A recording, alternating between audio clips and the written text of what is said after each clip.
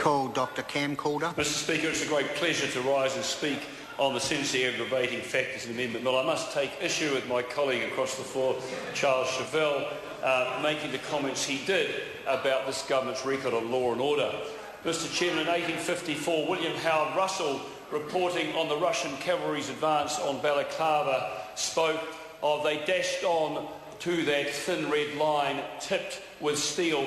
Mr Speaker, in 2008, under the previous government, the Russian cavalry, the assorted miscreants, recidivists and gang members of the small villages, towns and cities of New Zealand, for the thin red line, it is now tinged with blue and made up of men and women armed with little more than their courage and hope and wooden batons against the relentless tide of crime. That was then in 2008, Mr Speaker, and this is now, since we've had an excellent minister in the form of the Honourable Judith Collins, Minister in charge of measures in law and order and corrections, and huge gains have been made. And I can speak from the heart on this, having been based in Manurewa for 3 years, a wonderful, diverse community full of people hard-working, ambitious for themselves, with a small number who lack a sense of purpose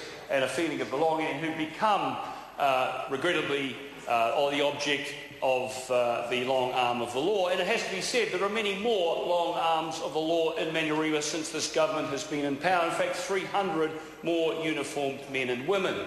300 more uniformed men and women in Manurewa, Manukau County's Manukau Police District, where crime has been shown to have fallen significantly.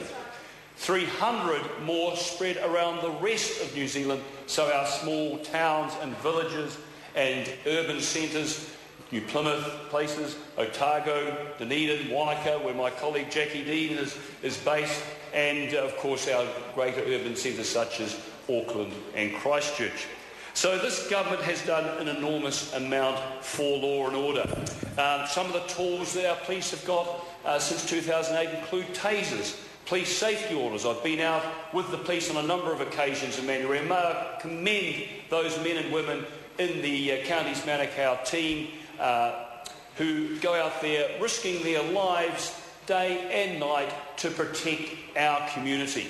And this is one of the reasons this bill applies only to police and corrections officers, because it is our government's view that is the police and corrections officers who cannot hide behind anyone else. The nurses do a wonderful job, and I've worked as a doctor in A&E myself, and I know what it's like on a Saturday night when the drunks come in. And the nursing staff and the medical staff in our hospitals do an outstanding job, but if they get into trouble, who do they call? They call the police. And it's the police who have to take the brunt of this unbridled aggression and appalling behaviour day in and day out. And that, Mr Speaker, that is the reason that this is yet another layer of protection that this government is affording our men and women in the thin blue line.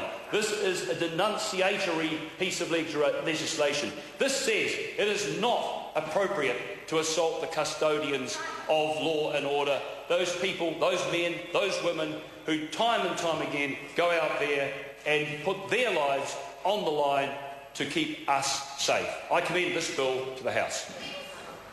The Honourable Leanne Dalzell. Mr Speaker, I'm actually very grateful to that member for his contribution to this debate, because he's actually spelt out